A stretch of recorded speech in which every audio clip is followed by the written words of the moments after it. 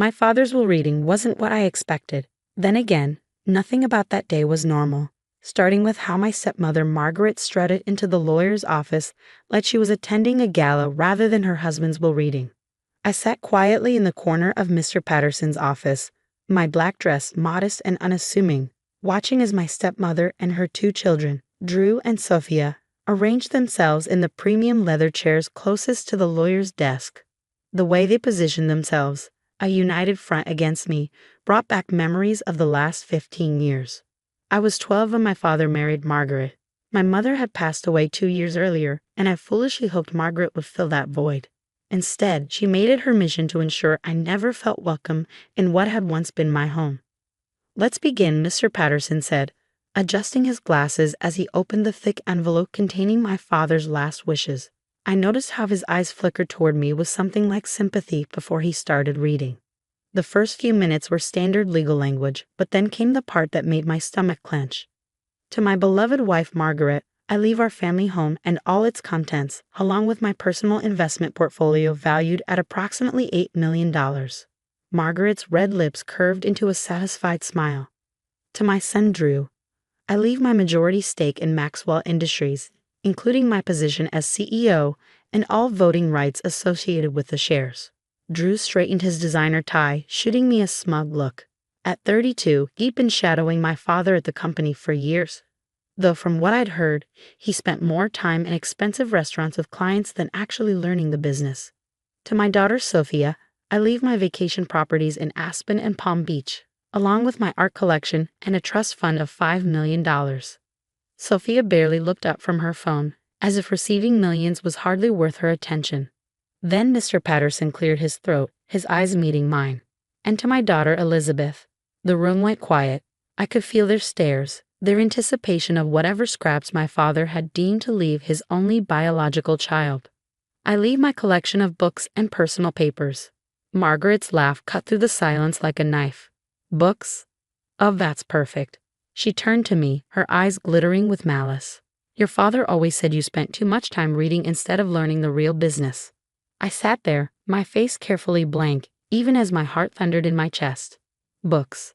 After 27 years, after working my way up through every department of his company while earning my MBA, my father had left me books. "There must be some mistake," I said quietly, looking at Mr. Patterson. He shook his head. "I'm afraid not, Miss Taylor. I reviewed the will with your father multiple times before his passing. These were his final wishes, nothing else." My voice sounded distant to my own ears. "No shares in the company? No trust fund?" "You get nothing." Margaret's voice dripped with satisfaction. "Just dusty old books, perfect for the family disappointment." Drew leaned forward, his expensive suit crinkling slightly. "Come on, Liz, you didn't really think Dad would trust you with any real responsibility, did you? Everyone knows you were just playing at being a businesswoman." I stood up slowly, my legs steadier than I expected. "Mr. Patterson, is there anything else?" "No, Miss Taylor. That concludes the reading." I nodded, picked up my bag, and walked toward the door. Behind me, I could hear Margaret already discussing plans to redecorate the house. "Those awful family photos have to go," she was saying. "Finally, I can make that house truly mine." Just as I reached the door, Sophia called out, "Don't forget to pick up your precious books, Liz. We're having a library converted into a yoga studio next week." I paused, my hand on the doorknob. "I'll send someone to collect them." The door clicked shut behind me with a finality that echoed through my bones. In the elevator, I finally allowed myself to feel the full weight of what had just happened.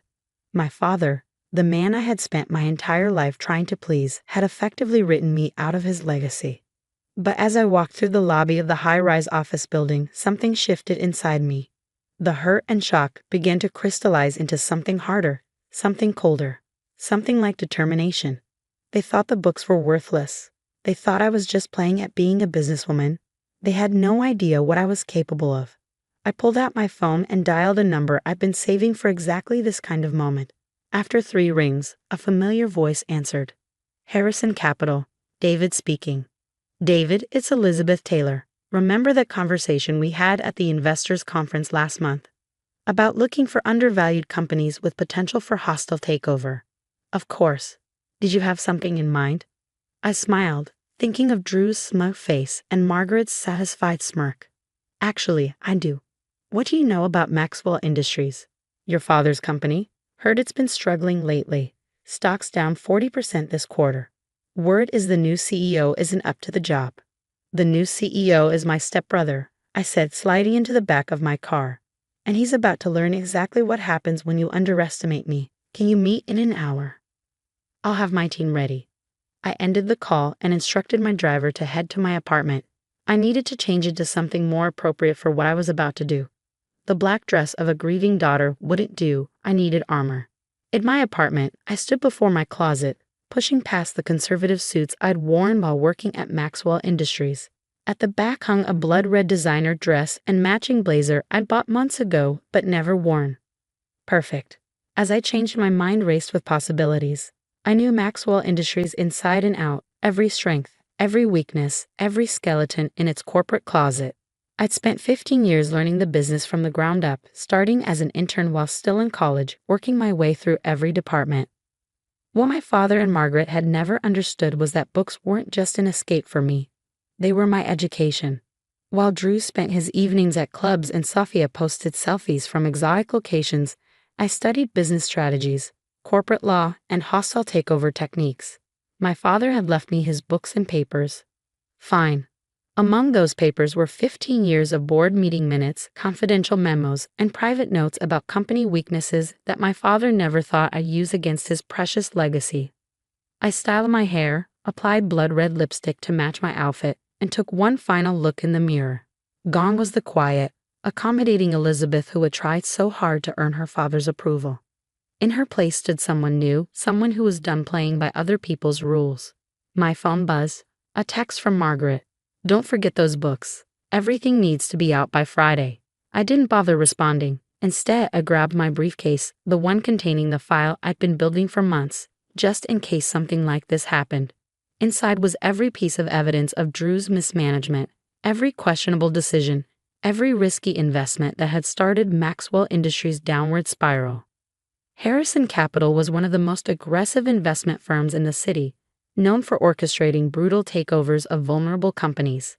David Harrison had been trying to get me to join his firm for years, impressed by my quiet competence and deep understanding of corporate strategy. I had always declined, loyal to my father's company, but now I had nothing left to lose and everything to prove. The car pulled up to Harrison Capital's sleek downtown offices. As I stepped out, I caught my reflection in the mirrored glass of the building. Red dress, perfectly styled hair, steel in my eyes. I looked exactly like what I was about to become, a woman on the verge of revenge. David met me in the lobby, his eyes widening slightly at my transformation. Elizabeth, you look different. Different is good, I said, shaking his hand firmly. Still interested in adding me to your team? He grinned. Always, but something tells me you're not here just to accept a job offer. No, I agreed as we walked toward the elevator. I'm here to plan a hostile takeover, and I'm going to need every resource your firm has. As the elevator doors closed, I allowed myself a small smile. Margaret and Drew thought they had won. They thought the books were a consolation prize, a final insult from my father. They were about to learn just how dangerous a well-read woman could be. The next 3 months were a masterclass in corporate warfare. I moved into an office at Harrison Capital, working 18-hour days, meticulously executing every phase of our plan. My father's books and papers proved more valuable than anyone could have imagined. Hidden in those dusty pages were details of old contracts, verbal agreements, and handshake deals that had never been properly documented. My father's personal notes revealed vulnerabilities in the company's structure that even the board didn't know existed. Your father was surprisingly careless with his records, David remarked one evening as we pored over the documents. These notes about the Asian subsidiaries alone. I smiled grimly. He never thought anyone would use them against him, and he certainly never thought I'd be the one to do it. We worked in absolute secrecy, using shell companies and proxy buyers to slowly accumulate Maxwell Industries stock. The company's share price kept falling as Drew's mismanagement became more apparent. Each mistake he made pushed the stock lower, making our takeover bid easier. Then came the morning everything changed. I was in my office at Harrison Capital when my phone buzzed with a text from Sophia. Hey Bookworm, guess what? Drew just closed the Anderson merger. Time to admit you were wrong about him being incompetent. I looked up at David, who had just walked in. It's happening. Drew finally made the mistake we've been waiting for. The Anderson merger was exactly what we'd anticipated. Drew had been so desperate to prove himself that he'd overpaid for a failing competitor, draining Maxwell Industries' cash reserves and taking on massive debt. Time for phase 2? David asked, grinning. I nodded, picking up my phone to make the calls we'd prepared for. Within hours, our carefully positioned shell companies began dumping Maxwell Industries stock on the market. The sudden selling pressure, combined with news of the overpriced merger, sent the stock price into freefall. By that afternoon, panic had set in. The board called an emergency meeting, which I knew thanks to the mole we'd placed in corporate headquarters months ago. Drew was completely overwhelmed, facing angry shareholders and frightened board members. I waited exactly 3 days, watching as the company's value plummeted and its debt burden became unbearable.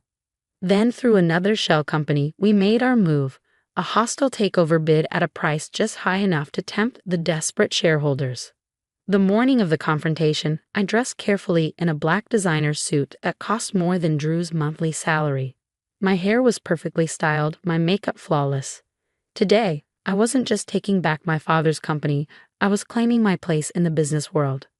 The security guard at Maxwell Industries did a double take when I walked in. He'd known me for years as the quiet daughter who worked in middle management. Miss Taylor, I thought you'd left the company. I'm here for the board meeting, I said, sliding my ID card through the reader. I believe they're expecting me. Upstairs, chaos reigned. Board members huddled in groups, whispering urgently. Drew paced the hallway outside the main conference room, his designer suit wrinkled, his face pale with stress.